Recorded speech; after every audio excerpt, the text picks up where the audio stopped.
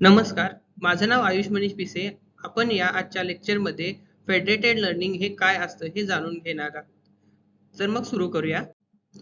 Federated learning ही एक कृत्रिम बुद्धिमत्तेतील म्हणजेच AI डेटा गोपण्याची प्रश्न सोडवण्यासाठीच विकसित केलेली पद्धत आहे. पारंपरिक मशीन लर्निंग मध्ये सर्व डेटा प्रशिक्षणासाठी एक मध्यवर्ती सर्व्हर पाठवावा लागतो, ज्यामुळे संवेदनशीलता माहिती उघड होण्याचा धोका निर्माण होतो. फेडरेटेड लर्निंग या समस्येचे निराकरण करते. यात मॉडेल्स थेट वापरकर्त्यांच्या ड्राईव्ह सेव्हरवर किंवा वेगवेगळ्या डेटा स्थानकांवर सराव करतात प्रशिक्षणास दिले जाते. यामागचा मुख्य उद्देश म्हणजे डेटा शेअर न करता सहकार्य करणे, म्हणजेच विविध संस्था किंवा वापरकर्ते त्यांचा डेटा खाजगी ठेवून एकत्रितपणे एका जागतिक मॉडेल तयार करू शकतात. आता आपण जाणून घ्या फेडरेटेड लर्निंग म्हणजेच नक्की काय. फेडरेटेड लर्निंग ही मूळतः एक वितरित शिक्षण प्रणाली आहे, म्हणजेच डिस्ट्रीब्युटेड लर्निंग फ्रेमवर्क. या पद्धतीत डेटा क्लाउडकडे पाठविण्यासाठी प्रत्येक डिव्हाइस आपल्याकडील स्थानिक डेटावर मॉडेलचे प्रशिक्षण करते. त्यानंतर हे क्लायंट केवळ शिकलेले मॉडेल अपडेट्स किंवा पॅरामीटर्स मध्ये सर्व्हरकडे पाठवतात. सर्व्हर हे अपडेट्स एकत्र करून जागतिक मॉडेल अधिक क्षमता दाखवून अधिक चांगले काम करू शकेल असे बनते.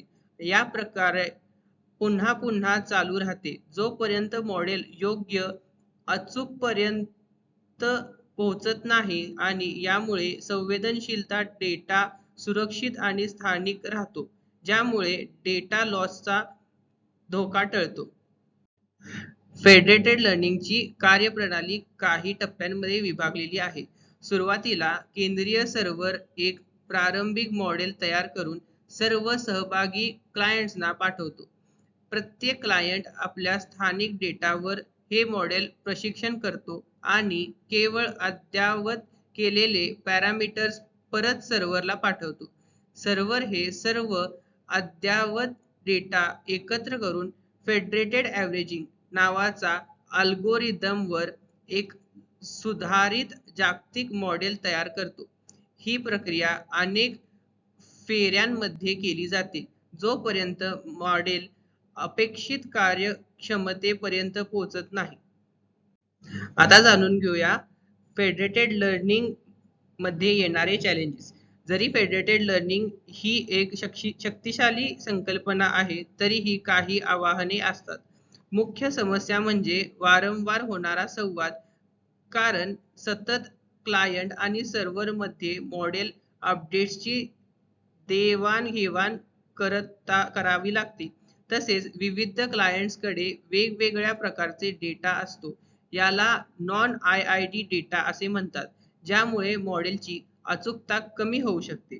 सुरक्षेच्या दृष्टीनेही काही धोका आहे, कारण काही हल्लेखोर मॉडेल अपडेट्स वरून मुळे डेटा शोधण्याचा प्रयत्न करू शकतात. याशिवाय प्रत्येक क्लायंटकडे पुरेसे संगणकीय साधन म्हणजेच कम्प्युटेशनल पॉवर आणि स्थिर नेटवर्क कनेक्शन नसते, त्यामुळे डेटा लॉसचा प्रॉब्लेम येऊ शकतो. हे चॅलेंजेस फेस करावे लागतात. आता जाणून घ्या आपण आजच्या लेक्चरमध्ये एकंदरीत काय शिकलो. एकंदरीत फेडरेटेड लर्निंग ही डेटा गोपनीयता जपता कृत्रिम बुद्धिमत्तेकडे एक मोठा पाऊल आहे.